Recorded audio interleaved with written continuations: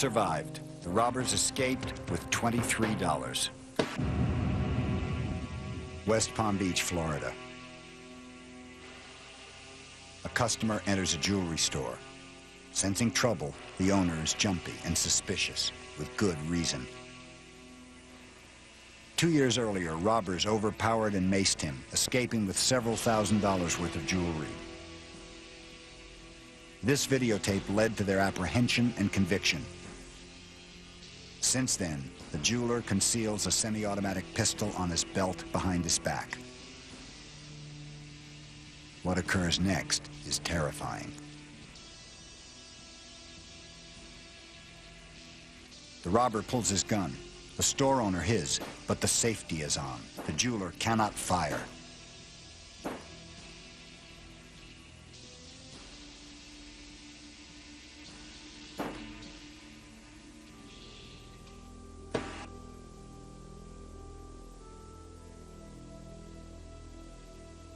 I looked at myself and I said, oh my God, I've been shot.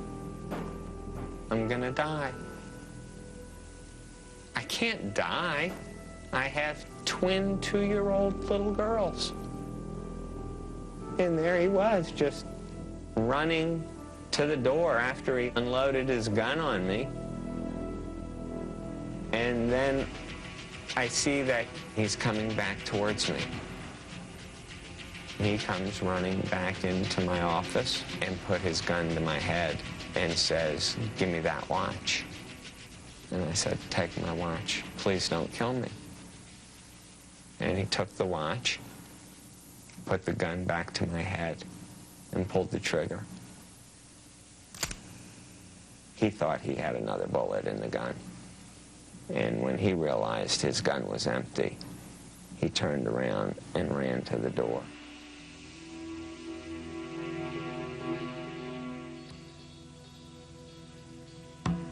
All I could think about were my girls, and that they would grow up without a father.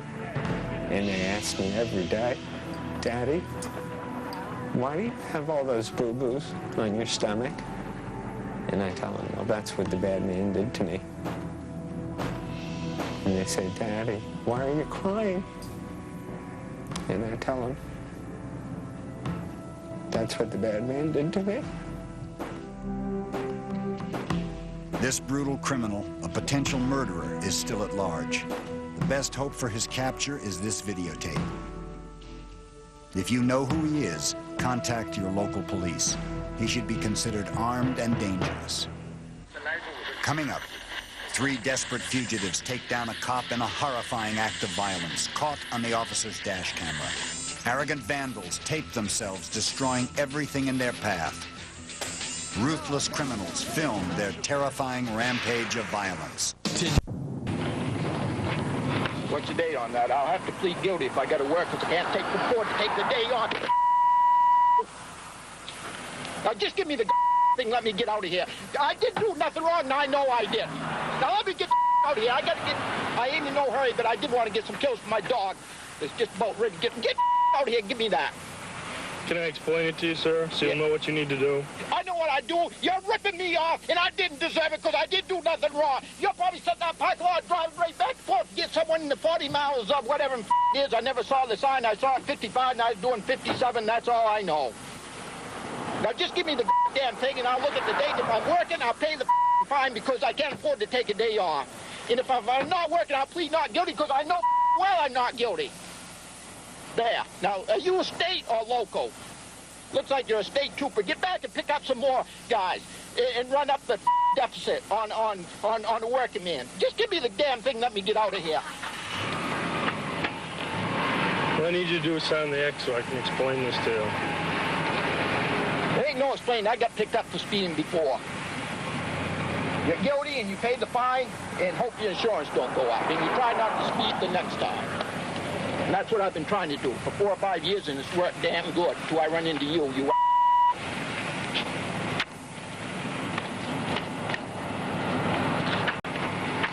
Green copy's for your record, sir. I don't... All right. White copy needs to be mailed in within 20 days. Okay. Read the back of this hard copy. This will explain how you can have a trial if you want to. On the back, that'll explain it. Attaches an envelope. See? Put a stamp on that, you mail that in. They'll tell you what to do. I can afford the stamp. The fine's right here, sir. It's $137.50. You're crazy! I get it! You're crazy! My wife took money out of her damn account where she's working to pay my insurance so I wouldn't get picked up. You're crazy! If you don't pick this up, sir, I'm going to summon you for littering. I'll pick the 100. Are you crazy? I wasn't even speeding, you damn. $100 and some dollars. Right. There's some more right there. I've never heard of a fine like that in my life, you damn. You.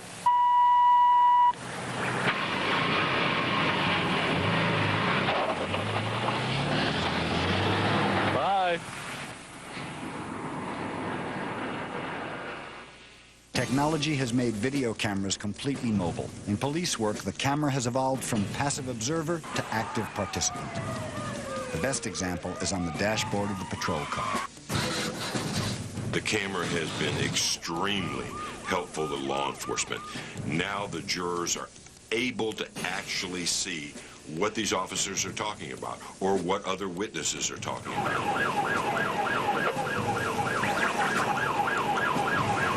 There is no lying on anybody's part because the video shows exactly what happened.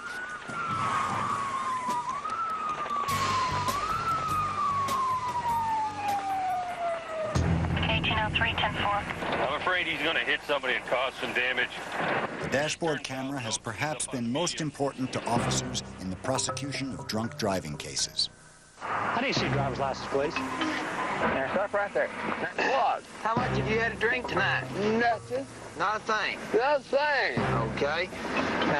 Do you know the alphabet? I think I can say it backwards. Oh, I didn't ask you to say it backwards. Can you say it frontwards? Yeah, A, B, C, D, E, F, G. Okay. Do you know the whole alphabet? You always say the whole alphabet, not backwards. Now keep your eyes closed. Touch your nose with your right hand. All right, back. Put your arm back. I can't do this sober. Okay. I cannot do this at all. Step right back over there, please. Okay, reach out and touch the tip of the pen for me. The pen. The pen? Not your chin, the pen. Okay. Reach out and touch the tip of the pen for me.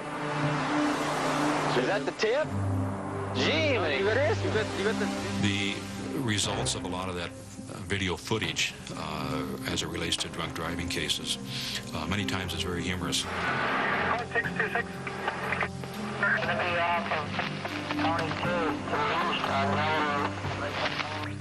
But the true essence of it being that that person was so intoxicated, and yet this guy, like, you know, thousands every year, is out driving his car. And I'm placing you under arrest for driving under the influence of alcohol, okay? I need you to turn around.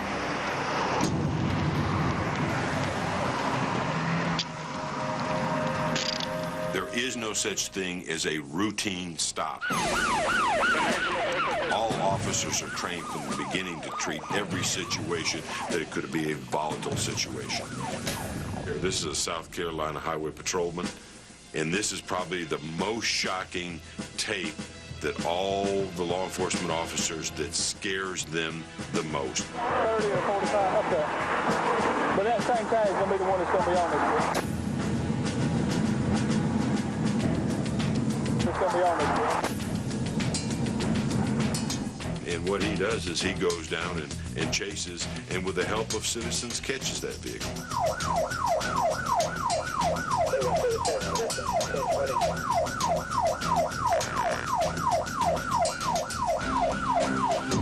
They are conscious of being shot and stabbed and jumped on, but they don't think of being struck by oncoming traffic. Sir, I ask you to wait right here, okay? Okay.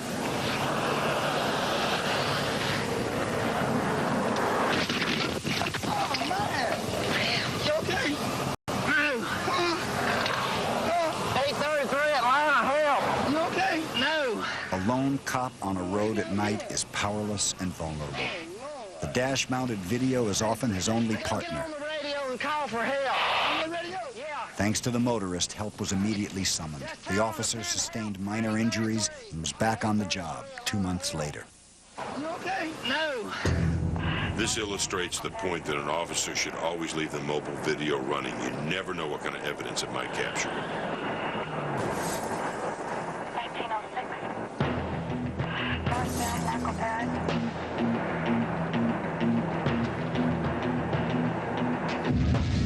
When any police officer in any jurisdiction makes any stop of a person, it's the fear of the unknown which runs through their mind, which runs through their emotions. Because when they stop somebody, they don't know who that person is. They don't know what crimes may have just been committed and what this person is willing to do to keep from getting captured.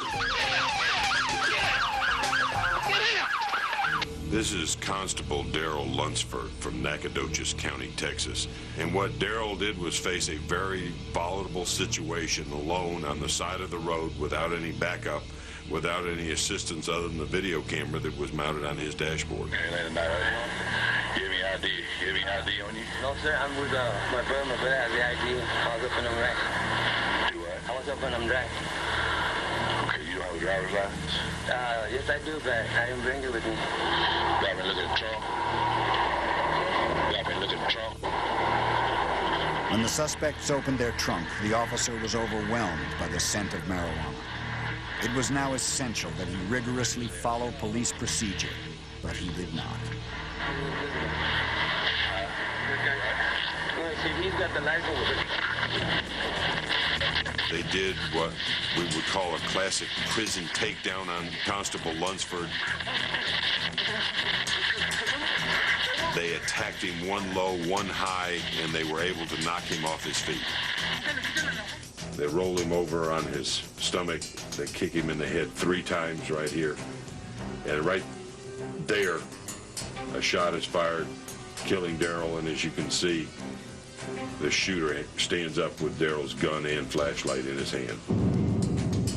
He never had anybody ride with him. He never had any backup unit. And we built by hand the mobile video system that is in his car at this point and the one that actually recorded his capital murder. It's been documented that an officer is killed every 57 hours in the United States. So that does become a part of the job. But when we actually see it captured on video, it does make it that much more personal. It sends a chill down your spine. To hear an officer screaming for help, hear an officer, in that instance, it's his last conversation that he has with anybody is what's on that tape and what's heard on the other end of that radio. And then there's no more. When they did capture the individuals, because the videotape actually looks different than someone in person because it's 2-dimensional. They took Darrell's camera, put in a clean tape, and actually photographed the individuals that they had captured to see if they looked like the same people that were on the film from Darrell's camera the night of his attack. All 3 of them were arrested. They were tried in the United States District Court. They were all found guilty and given penitentiary time in federal penitentiary. Coming up, paintball outlaws prowl the streets on a midnight shooting spree. A helpless victim videotapes his own violent beating by a neighborhood bully. A street gang unleashes its rage and fury on As technology creates smaller, more easily hidden video cameras, they become weapons of enforcement, invaluable in the execution of stings. As electronic eyewitnesses, the evidence they provide is incontestable. Los Angeles, California, car theft capital of the world. A luxury car is left parked in a high crime area under surveillance by deputies.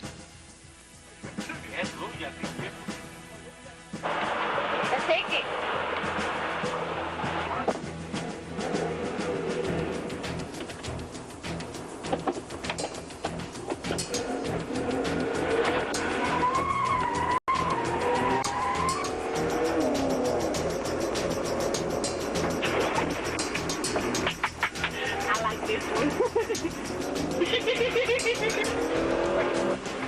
car is rigged not only with a hidden camera, but with devices to shut off the motor and lock the doors 15 seconds after the theft.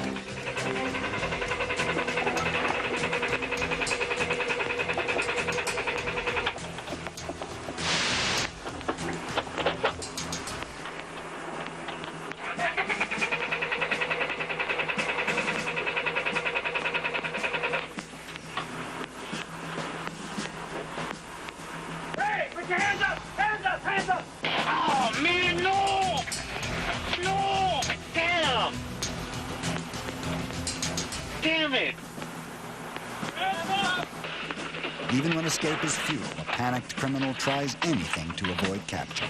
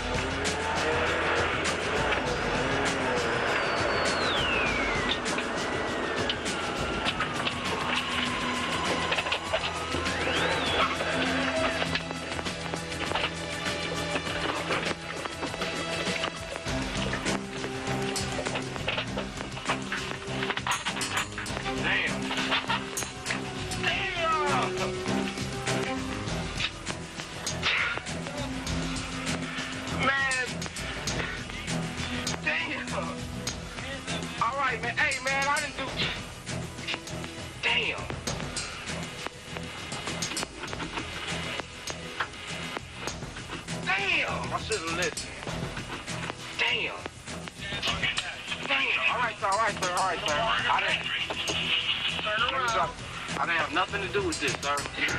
I'm not lying, man. I'm not lying, sir. La Crosse, Wisconsin. A woman hires a man to commit a crime. What she does not know is that he is an undercover cop, and that he has hidden a matchbook-sized video camera inside a hat lying on the dashboard. Nice hat. I like that, huh? I want to hug and make sure you're not wired. You want to hug me to make sure I'm not wired? Okay. There you go. Thank you. All right. We all got to be safe, don't we? I agree. I understand you want me to do some work for you. That'd be really nice because, first, we got married June 29th. Who are we talking about here? My husband. Well, my soon-to-be ex-husband, I hope. He won't give me a divorce. He won't support me. And he's just kind of being an all-around. He beat me after we've been married 3 months. Beat me until I was in the hospital. Mm-hmm. And no man will do that and get away with it, I'm sorry. I love me too much for that. And that's who we're talking about.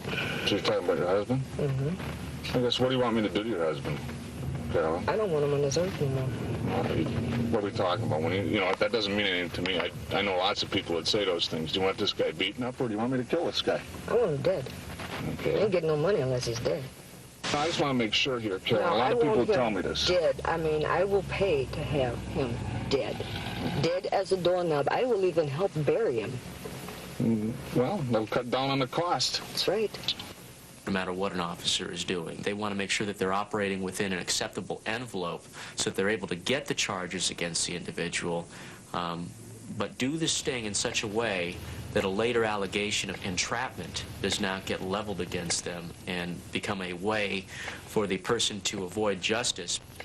You know, every once in a while when I shoot these people have a tendency to suffer. Does that bother you at all? No, not at all. Sorry, I didn't mean to laugh, but no, not at all. Okay, because, you know, it does happen on occasion that I've got to shoot them twice because I don't hit them right the first time. Hey, it happens. Have a good day. You too. And I'm going to have me a wonderful weekend. That would be her last weekend of freedom. She is now serving 18 years in a state penitentiary. Her husband was granted a divorce. Coming up, kids on a senseless rampage of destruction wreak havoc through a $1 million suburb. A beating victim stings his ruthless attacker in a shocking home video. Chicago, Illinois. Here, the video camera takes us into a world of crime beyond imagination.